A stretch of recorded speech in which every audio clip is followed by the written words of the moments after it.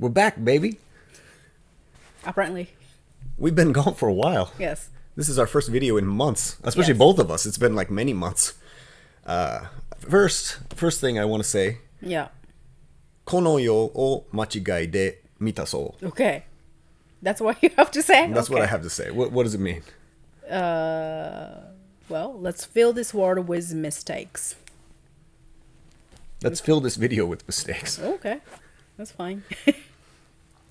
You like that line? Yeah, everybody likes that line. Really? And I like it too because it's, it's what I do. I fill the world with my mistakes every single day of my life. Yeah.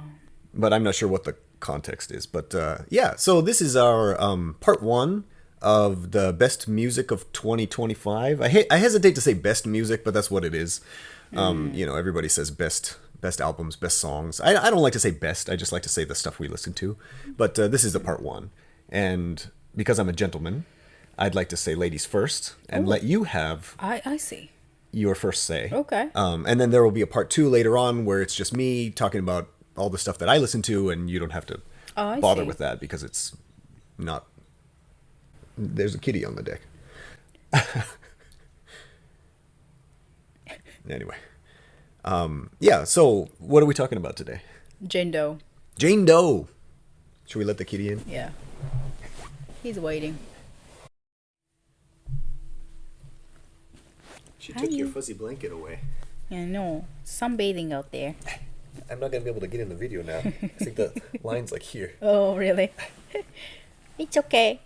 I can host a show. Ja, can you scoot over just a little bit? Do you want to come here? Oh, no, you're not allowed. He's not even going to be in the shot. That's so cute. Oh, he's going out. Oh, Ja. Oh, okay. I see. Well, all of that was completely pointless then. That's so cute. So Be a special host cute. if you want to. He was thinking about washing his face and he stopped.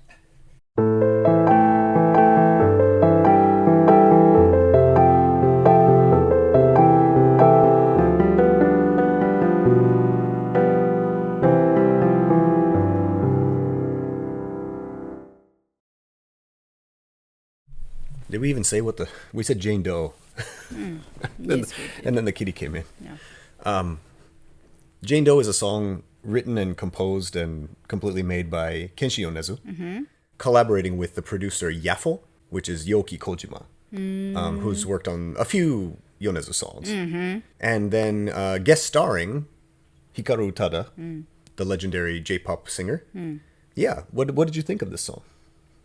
Well, I don't know anything about Chainsaw Man. This song is a theme song for Chainsaw Man movie, and I have no idea what it's really all about. Yeah, It was really exciting because like a lot of Japanese people like these two artists, and me too. So yeah. it was like a dream collaboration. Dream collaboration. Yeah. But in the interview with Billboard Magazine, Kenshi Yonezu was talking about how he created the song to represent the characters of Chainsaw Man. And actually, one interesting thing, too, in there that he talked about, he took some inspiration from Dancer in the Dark, the Bjork movie, Lars von Trier movie. And there's a song on that soundtrack that's I've Seen It All that's guest stars Tom York. Okay. And it's Tom York and Bjork singing together. Oh, okay. I guess Yonezu likes that song. And that's a great song. And so he kind of wanted to do something like that with the male and female, dynamic. And but of course there's tons of, duets that have the male and female dynamic. But so we didn't show the physical media. We like to support physical media. And can you talk about the design of this thing? What is this all about? It looks like it's broken. Was it damaged in shipping? This is based on the chorus. You probably want to say that in English. I actually don't have the lyrics this time. Okay. It's about like she's walking on the broken glasses, and as she bleeds out, it makes the trail. So please find me by tracing that trail is what the chorus is saying. Yeah. The bloody footprints. Yeah, so that's what it is. Yeah, that's cool. So this is I looked up this single to see, some information about it, and it was talking about this is a double A side. Because the first track is Iris Out, which is the opening credits theme. Yes. Is that right? And then the closing credits is Jane Doe. Yeah. So it's not an A side, B side, it's a double A side single. Yeah. So Yonezu just wins on both sides. Yeah. I like that too. The feet. Yeah. Yeah, he does all the arts too, so right. Yeah, every time. That's so cool. Yeah, I like that package. It's thick. I want to say one thing about the Chainsaw Man series, or especially the anime, not the movie. This is the Reze Arc movie, but in the opening theme song for the Chainsaw Man anime series was also a Yonezu song. That was Kickback. Kickback, yes. From 2022. And that was certified platinum by the Recording Industry Association of America, the RIAA, very recently. Yeah, I heard that news. It's the first Japanese language song ever to be to platinum. Yes. That's amazing. So Yonezu he just goes, up and up. Yep, he's going. What did you think of Kickback? Kickback is a really badass song, but again, it's not my favorite. It's very exciting, and I can see a lot of people like that, but I'm never a single kind of a girl. I always like a hidden smaller songs. Yeah. I never like single songs that much. How about B-sides? Yeah, that's what I'm talking about. B-sides and then the little songs in the album. Yeah. I love that no one talks about. Right. So you and I have that same that's where sense. I get I become the fan of someone.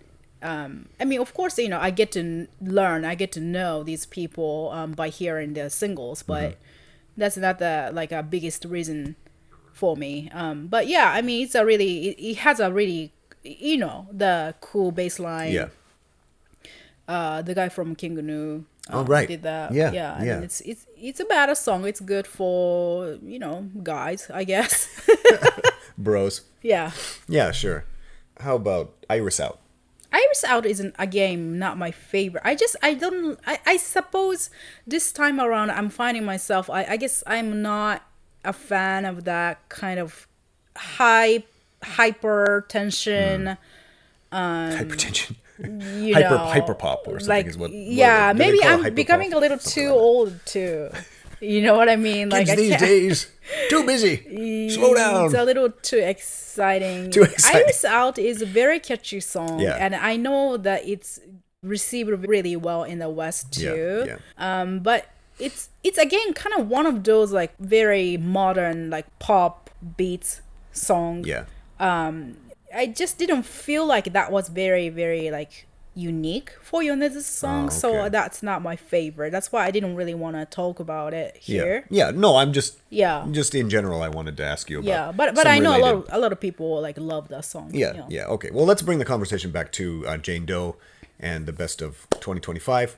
I want to say that I'm not the biggest fan of either artist. I like some Yonezu songs, and I like quite a few Utada songs, but I wouldn't consider myself a big fan. No, me neither.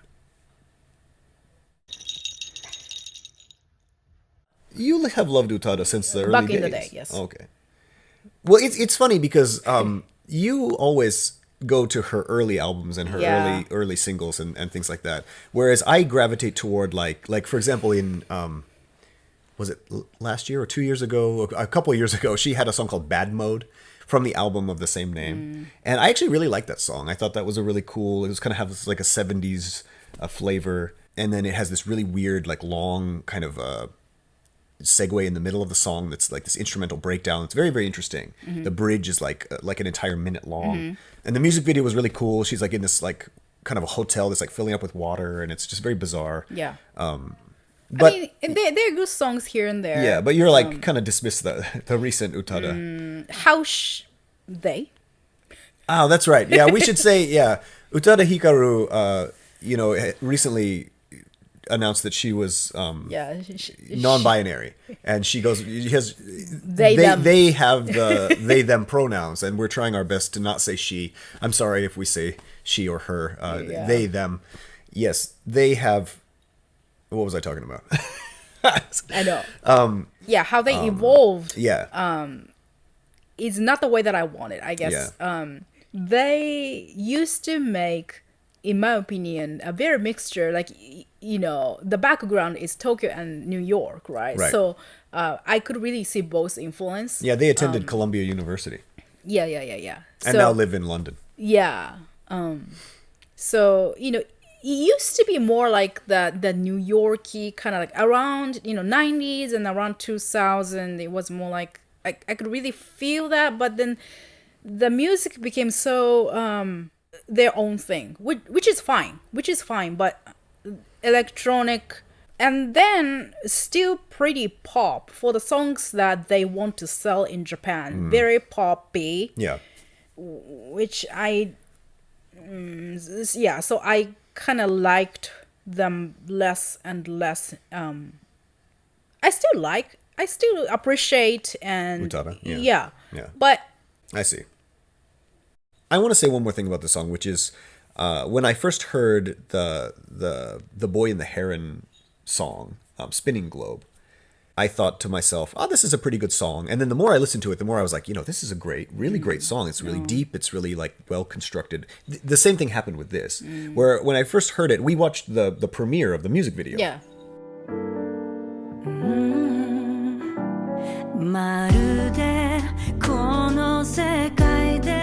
And I thought, oh, this is cool. It's like it starts off kind of jazzy, Yeah. and then the strings come in. It becomes really epic, but kind of dark. Yeah. And it becomes darker and darker as it goes. It's very dark. And then kind of loops back around to that kind of smoky jazz club feel, which I really like. I actually wish there was a little more of that kind of like smoky jazz in there, because I feel like Utada really fits that. Like, it's cool to hear their voice in that context.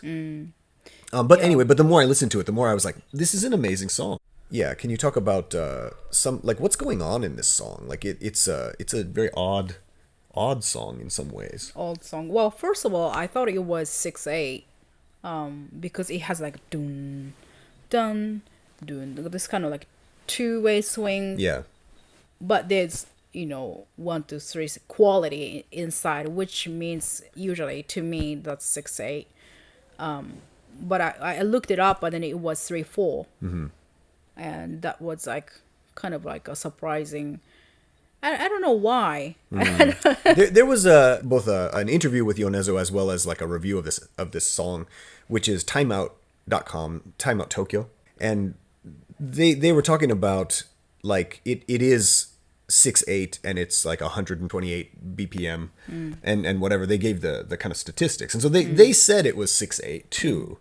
Yeah, well, I guess 6/8 makes more sense to me, and then there's this like tension going on from both sides, like Yonezu and Utada, like kind of, like, and then like they sing like a call and response way. They do. Like, yeah. Where are you? I have been here. Where have you been? Like, look for me, and that kind of like going. So it's like you can see like the duality, like you can see the two sides are coming, and then it's a duet. So so with that too, I feel like 6/8 makes more sense to me.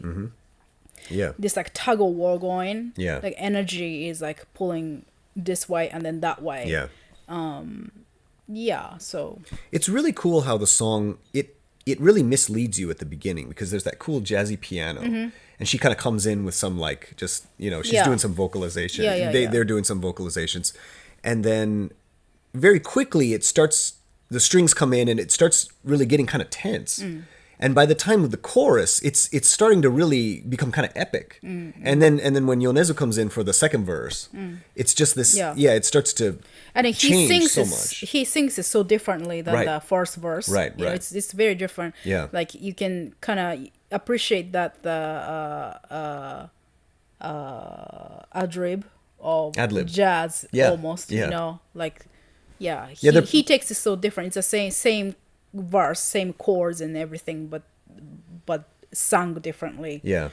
Melody lines different, and you can enjoy it two ways. That's really interesting to have verses that have different melodies, you know, especially in a pop song.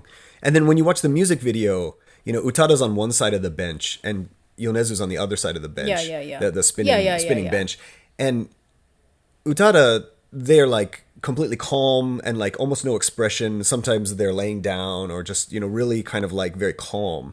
And then Yonezu on the other side is like, he like wants to jump off the bench, he's like tapping his foot and he's like doing these hand gestures and just completely contrasting. Yeah. And I thought that was really interesting. Right. That's why, I think it's more like a dual quality, like, back to back. Yeah. They're kind of same person, but not really. Right. It's almost like a yin yang. Like it's like the energy, male and female and things like that. When he said he took inspiration from I've Seen It All from Dancer in the Dark, I thought that was really cool because that song also, it's like, Tom York and Bjork and it's like completely different artists, but like somehow it works. Yeah. And this also works really, really well. Yeah. And then I think he expresses it very well in the music too, like that, like I was saying, like a 6/8 quality. Yeah, it's like dum ka, that like really pulls dum ka, and then like releases. Yeah, and then that pull and that kind of energy is like really that's I in my opinion that's where like what we just talked about is all in there. Yeah, like Yeah, even the way it's constructed, and then he's got there's a drum, like a synthetic drum, but then underneath the drum there's that like it's almost like a hip hop like trap or something like that that like those things. It sounds like a unwinding spring and then it like snaps back and like that's underneath the drums, adding to the kind of like there's no place to really stand or it's making it kind of unsettling, even the rhythm section is kind of unsettled, and like grinding and like it's got like the grittiness underneath it there. I thought that was really cool, especially when you have like these soaring strings and then underneath of it that's going on. Who knows, it could be like Jane Doe walking on the broken glass or something, but yeah. And then in the music video it rains broken glass on them, which is also kind of cool. Yeah. The music video was directed by Tomokazu Yamada, who also directed the Lemon video, Yonezu's Lemon, and recently was directing videos for Utada. He did their Electricity and also Mine or Yours, this year's two videos. So they're kind of connected in that way too. I didn't look at the lyrics much. As I said at the beginning, I really liked the この世を間違いで満たそう, which is the let's fill this world with mistakes. I think that's an amazing line, and a lot of people picked up on that, which is cool. I mean, that it is a great line. Do you want to talk about the lyrics at all? The like goldfish in the rusty tank. That's a really interesting like apples in the shoebox and like interesting image. I don't know. Is this related to Chainsaw Man? I have no idea. I assume it is because Yonezu. One of the cool things about Yonezu is he really knows the material so well. Yeah. Like when he was asked to do the Boy and the Heron song, like Ghibli is like a part of him. He loves Hayao Miyazaki. He loves those movies since he was a child. And in the interview with Billboard, he was talking about like he wanted to create the dynamic between the characters of Chainsaw Man, and he really, I mean, he's a fan of the show and the movie. So I respect him in that way, I love an artist who can really get into the material. Yeah. It's like Henry Cavill, becoming Superman or becoming The Witcher or something. It's like this person's not just an actor. Like he's actually invested in this world. Yeah. And it's like Yonezu's like a fan of the thing that he's making the song for. Yeah. It's just really incredible. Yeah, his understanding of this every project is like just enormous, it's just crazy deep. And I'm just always curious what he thinks of it, how interprets it, and then he puts it into his music. Yeah. And I think a lot of people are thinking the same way. Yeah. I think that's why a lot of creators ask him to make their songs. Yeah. He's a true like artist, true craftsman. Yeah, no, really. Yeah, I can't think of many, especially musicians who, when they do like a soundtrack or they do a song for a soundtrack, who would really like invest that much. Yeah. Did you have anything else you want to say about the lyrics or anything? Oh, the lyrics, yeah. Sorry, I kind of went. Yeah, I like it. The chorus. Yeah. As if we're only two in the world. Nante. Like that, just a little bit, I happen to be dreaming. It's what it's saying. Yeah. Again, this part too, this one part says, so romantic, like, well, we are only two left in the world. Yeah. And then, the second line just negates that, I just happen to be dreaming. Yeah. Pops the dream. It's like, that's how you kind of, you know exactly how both sides are feeling, like sometimes you're just, you're in love and then you're feeling that way. Like, that's how you feel. Yeah. Especially when you have a juvenile. I'm not making fun, but like everybody went through teen love, man. Yeah, and then like, oh well, like I was just dreaming a little bit, just coming back to the reality and just. I saw your name carved in a tree trunk. Yeah. Whatever. Spray painted on the underside of a bridge. I like that contrast, I guess. Yeah. I think I said at the beginning, but he wrote all of the lyrics. Like he brought Utada Hikaru in as a singer only. Yeah. So he did everything for the song. Yeah, these are his words. Yeah, and it's very rare for her to do that. Right. Yeah.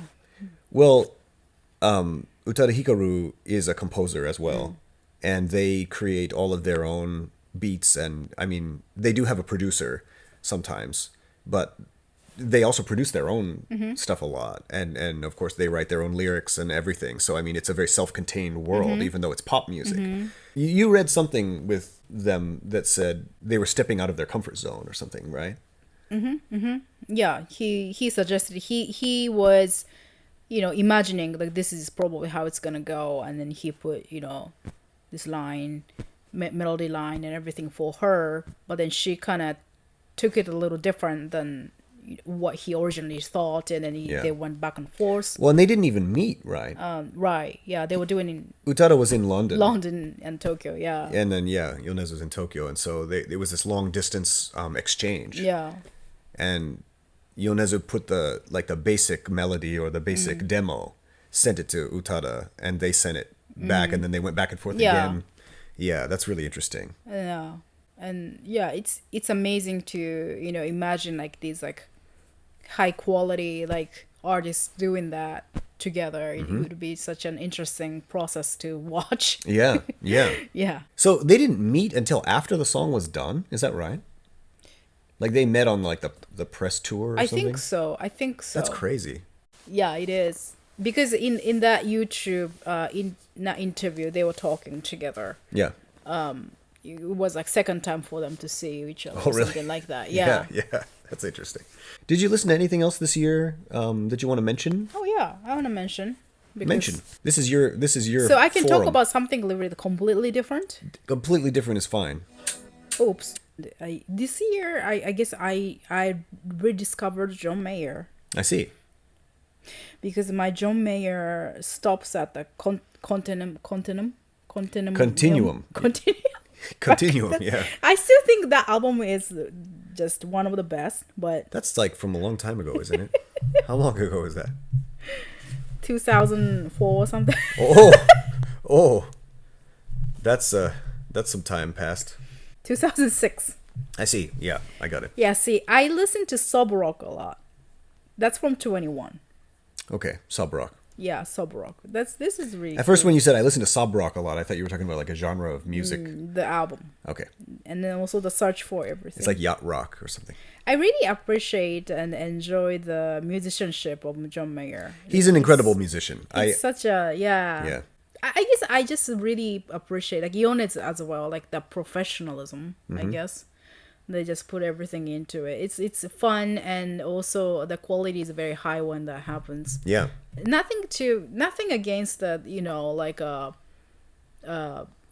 garage bands, but it's just fun to see what they craft. It's nice to see an artist at the top of their game who has put everything that they have into both like John Mayer has been playing guitar since he was a kid, right, or a teen, and he's like Clapton level at this point. It's like he did all of those pop songs. Like he had a bunch of hits, but at the same time he did like the John Mayer trio, and he was doing like jazz and fusion and like all this other kind of music. And I'm not much of a John Mayer fan, but at the same time I can appreciate like how he just does what he wants to do at this point. Yeah. And he's a high level guitarist, one of the best in the world, and he deserves his success. Yeah. I enjoyed his interview and talking with Billy Joel and. Oh right. So yeah, appreciate. You're that. a big Billy Joel fan. Yes. Yeah, we'll do at some point. We'll do a Billy Joel song or album. Yeah, I'm also not so much a Billy Joel fan, but again, I mean, I can appreciate you. You helped me appreciate the artistry of Billy Joel. It's just nice to see people who go for that, because nowadays it's like everything is very surface level, and everybody gets kind of satisfied with that, like light, easy creations. It's a vibe, man. Yeah, young generations go for, I mean, and then that had some attractions as well, but I guess I'm old generation, and then I just really respect these people who devote their lives to one thing. Yeah, I guess. Yeah. Well, it's a different world now. It's like anybody can make music. You know, you don't even have to know anything about music. You can make music. Yonezu too. I mean, he started. I don't think he could really play music at first. Right. He was doing like Vocaloid stuff, and like he said in the interview too with, I forgot whether it was Billboard or Time Out Tokyo, but he was talking about how like Hikaru Utada is very much like a composer, like in a true sense. Yeah. A multi-instrumentalist and whatever, and then Yonezu is very attached to the grid. He talked about like he's always like putting the notes on the grid kind of thing. And but that's not necessarily a bad thing. I mean, a guy like that, he's that launched him. And now he's an amazing composer in his own right. But it's nice to see John Mayer continue. I'm always interested to see artists change and grow, even if I'm not that interested in the person's music. It's just interesting to see the journey. Yeah. I like to see how they evolve. Right. Yeah. There's a lot of artists that I check out from time to time that I think like, I never really liked this person, but like they're still around. Like I gotta just see what they're up to, and John Mayer's kind of one of those. But also I like, other than that, I like lo-fi music and these kind of like ambient music. Yeah, I always appreciate that, and also I liked that the person, not Christopherson. Chris Christopherson. Jonas. What? Johan Johansson. Chris Christopherson. Yo. Rest in peace. Say it again. Chris Christopherson. Other one, the actual one that I like. Johan Johansson. Johan Johansson. Yeah. I love his music. Yeah, me too. And then I think I also rest in peace, Johan Johansson. He was that guy was gone way too soon. Man, I love his. Well, we watched. This video is just all over the place. But recently we rewatched the movie Arrival.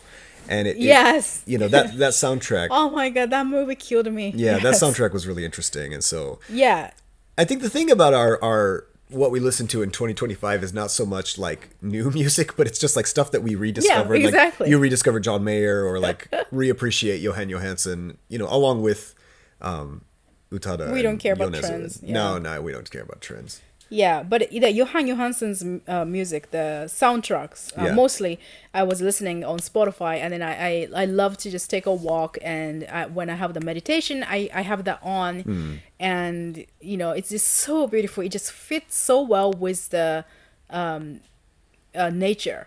It just fits with the nature. Waves are going, and then the music comes on, and I'm meditating or doing some yoga poses, and it's just like. It gave me so much peace, and at some moments, like everything just fits right together. The breeze and the bugs flying and the waves and the music all just comes together and makes this harmony inside of my head. And then I just felt so much like, we are one, like everything's harmonizing and it's fine kind of feeling. Like I feel that especially from his music, not just all the classical music, but his music brings something. Well, I want to say, in addition to listening to music on Spotify, which I also listen to music on Spotify, but there is a wonderful retrospective. There's actually a 2-volume retrospective. This is part 2. Johan Johansson, just called Retrospective 2. And this has... Actually, I like 2 better than 1. Of course, all of his music is amazing, but this has a bunch of his soundtracks, and especially we like Orphe. Yeah. And Arrival and Sicario and whatnot. Yeah. So good. Yeah. At some point, we're gonna do a video on Orphe, because I really want to talk about that too. But I would recommend also, support physical media. as well as Yeah. if you listen to Spotify. If you really love something, go out and buy the physical media because Spotify doesn't pay their artists very well. I don't listen to like a lot of varieties when it comes down to music like you do. Like, Well, you know I what- don't need. Yeah, I just need a few songs or artists that just I really get hooked onto. Yeah. You know, Yeah. some given time, and then I just listen to it over and over. Yeah. So I don't have many. Those are the things that I listen to. Yeah. That's This great. year. Thank you. Yeah, well, that's what I wanted to talk about. So this is, the end of our part 1 video, and at some point there will be a part 2 where it's just me talking about whatever I listened to this year. I'll try to keep it things that came out this year, because if I don't do that, then I'll just talk way too much. And also, if you've been watching this channel, you will have seen what I listened to, going back to like 1995 and like classic albums that I talked about. So that's already all on our YouTube channel. You can check out those videos. So we would be very curious to know what you listened to in 2025, whether it came out this year or whether you just rediscovered an old favorite or discovered something from the past that you want to share. Please post in the comments and let us know some cool stuff that we can check out. And as always, thank you for listening. Thank you. Thank you for watching, and we'll see you next time.